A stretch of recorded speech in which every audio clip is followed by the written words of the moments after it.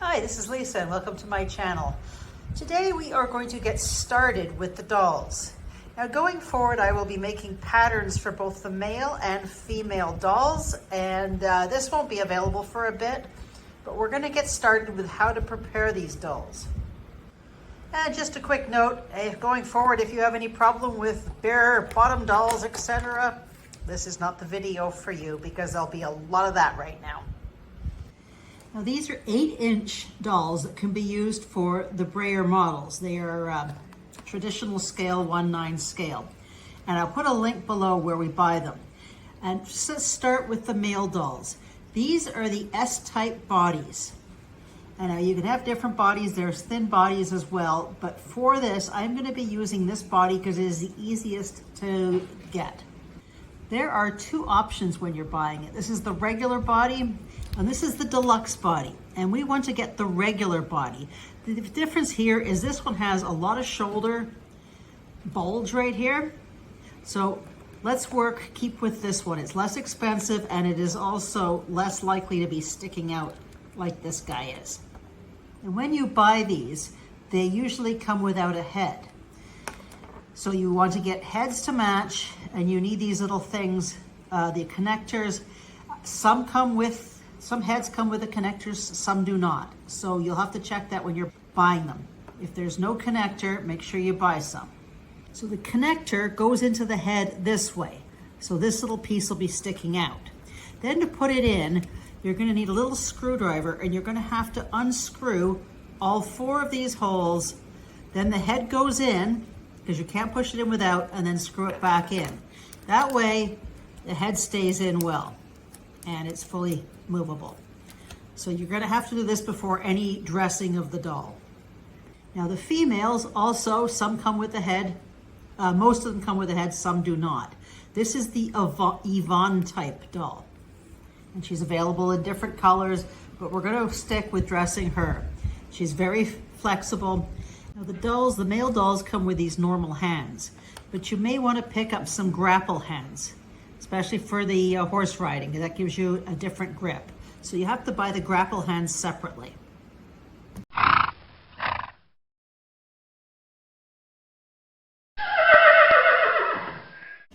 Once you have your dolls and the basics, the next thing you want to do is make sure it fits what you want it to do. So say I want this doll to be able to ride in this saddle. So I'm putting her in the saddle, and then I'm going to see what happens. Is she sitting properly? And you can see here all this air between different areas. Are the knees in the right place? So we want it to come down, want the knees in the knee rolls, and you want a straight line from her shoulder, butt, and heel. So move that around until you get her in the position you want. And then we're going to have to decide what to do to make her sit properly. So if you see with the knees sticking out like this, this is going to knock you at a model horse show. So we want the knees on the saddle. So if you look close, you can see what's happening. And this piece of the leg right there is getting in the way of her knees. So in a real person, that just squishes and it sits properly, but she can't squish. So here I've marked in black marker the parts that are squishing. Sometimes the calves are squishing too. So right now I am going to get a Dremel tool or a piece of sandpaper, and I'm going to sand off that area and try her on the horse again. And I use just a Dremel with a basic sanding drum on the end for that. Now what I do is a little bit of grinding and then put her back on. It's better, but there's still a little contact issue there. You may want to just take out the inside of the calf just a little bit.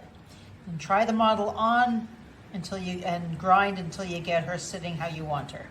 So after grinding, I want to make sure she sits okay, and that this line is going to go from her shoulders down through her hip and through her ankle.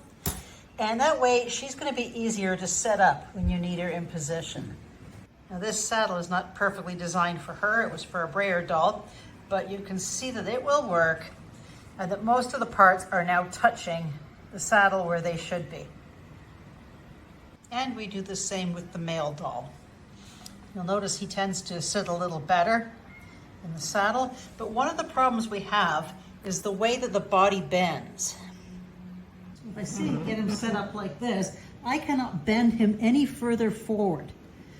So if he wants to be a jumper and go forward, his legs are going to go straight. That's not good. So what we would need to do is try to grind a little so he bends more. We can work with that body a little bit. The other thing you want to make sure is that the head is going to be able to go up and down. She's losing hers, that she can actually look at. Get her head back on properly. I remember the head back on properly here. Their head, if you want them to look up while jumping, you may need to make some changes through here. But we want to do that, any changes through here, before we make any clothing. For some dolls, such as this side saddle doll here, I actually took off one of her legs and ground down a lot. There's very little left of this leg here. And then I epoxied it back into position while she was on the saddle. Her knees move, but this whole area is in place. Let me just take that off for a second. Here you can see how much she has been ground down and how everything is put back together so that she sits now perfectly on that side saddle that I specifically have. So it was worked to the saddle that I have. Now, one of the things I'd like to point out with this is we are going to make these one-use dolls. I am not designing clothes that is going to come off these dolls, because what I want to do is make sure that everything fits nicely and as thin as possible so it looks as realistic as possible. So a lot of these clothing is going to be actually glued in some areas to the doll itself. And I have also made some design changes, what I would normally do, to make it simple for you to make and make it smooth. Because originally I made breeches with knee pads. But to make it smooth, it's only important that you the doll on the horse. So I made the smooth on the outside with the seam on the inside without a knee pad. And that makes them fit nicer and look more realistic. Another thing I'm going to do in these patterns coming up, I'm going to be using a finish on the end as opposed to hemming it. And where possible, I'm going to be gluing the seams. I will only be sewing some of the seams. I'm going to try to make this as easy and as realistic for you as possible. I've prepped these two. They're both ground down. I've sanded any rough edges, and they are ready for their next step. This is not a piece of clothing he will be wearing, but you can see here, let me just get this to focus here, how thickness can really affect it. Now that is way too thick, so I'm going to come up with designs that make it look a little more realistic. The next step we need to do before we put any clothes on these guys is to check their hair. Now, for the males, they're generally sculpted on hair. You could take that off and rehair them. Just put some nice mohair or some viscose on those.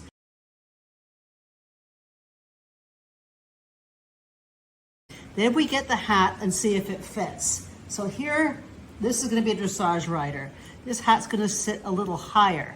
So when there's going to be stuff going in there for the harness, so we will make this fit. And if I have to put something in there, that's fine. And she is going to be a hunter jumper. And I have this helmet.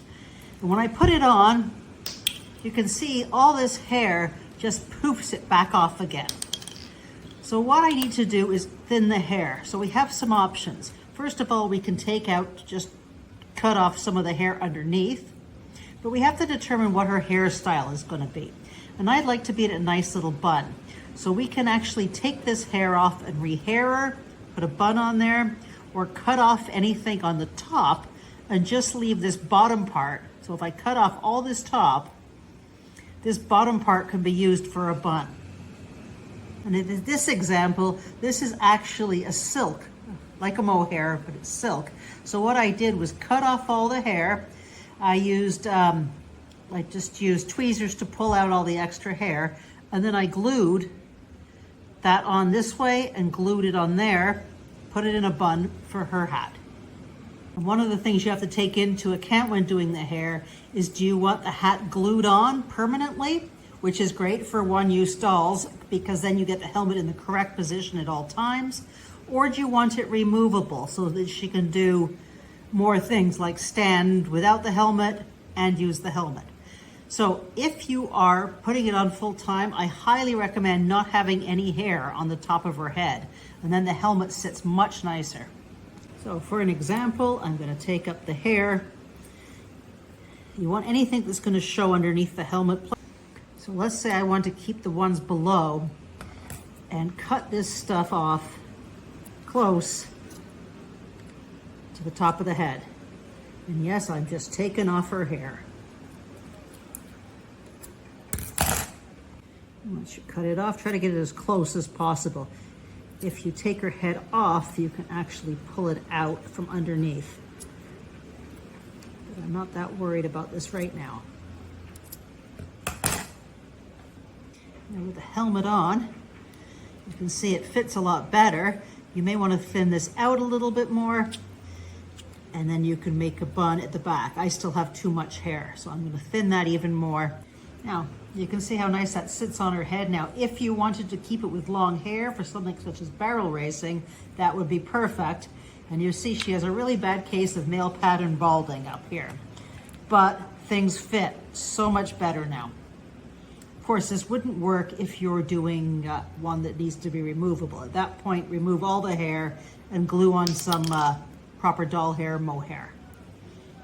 Now, if I braid that, you can see how ridiculously crazily too much hair that is. So she still has too much hair for basic braiding and for making a bun. But when you're thinning it, make sure when the hat is on that you don't see any of her balding underneath. You can only remove, and there'll be a little bit of a harness under there too. But only remove hair that is not going to affect the look here. And again, if you want thinner hair, then use a mohair. So for this doll, he's going to be English, and I want this hat to fit nicely. So I have had to take out all of this hair. All that's left is this little bit and this little bit. So up to the ear. Then I'm going to make a bun out of it. But first, I want to make sure I have this sitting nice. If I just make a bun, this doesn't always sit nice. So what I'd like to do is put a little glue underneath and glue that back just to there, the part that we're going to do. Don't glue it all the way where the bun is, just so that the part we're going to see under the hat is nice and smooth.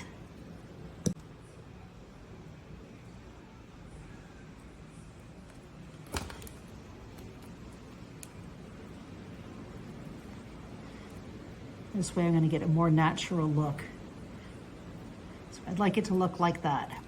And both on the same size. I'd like to see her ears, so I can put a little earring there if I want. And if you see, with the hat on, all the rest of the hair is irrelevant. It's going to be sitting up a little higher, but we're going to have the harness in there as well. And don't cut the hair at this point either. And you can put some plastic around that, and elastic, or this is a fairly fast drying glue. You can put a little band on there, but you want both sides to look nice. I like using this glue for everything because it sets so quickly, but a lot of people use like a tacky glue or something. So once it is sit there and you check, it looks fine with the hat on, we're going to put a bun back here. So what we need to do, and you can test it before you do it, is put some glue behind and on the head. Then you are going to spin this tight and just keep spinning it, turning it.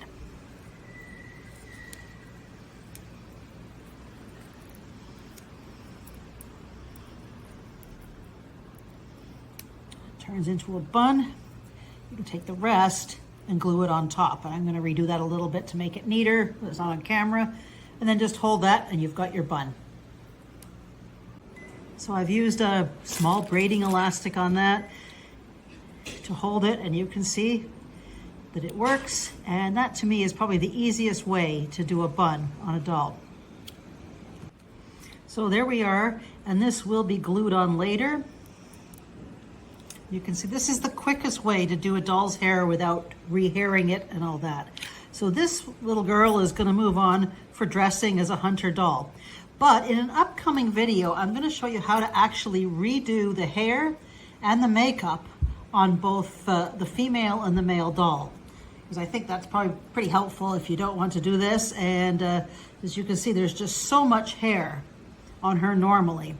So what we're going to do is use some mohair. And, well, she's really twisted. Use some mohair and actually rehair it. And instead, we'll do the male and the female.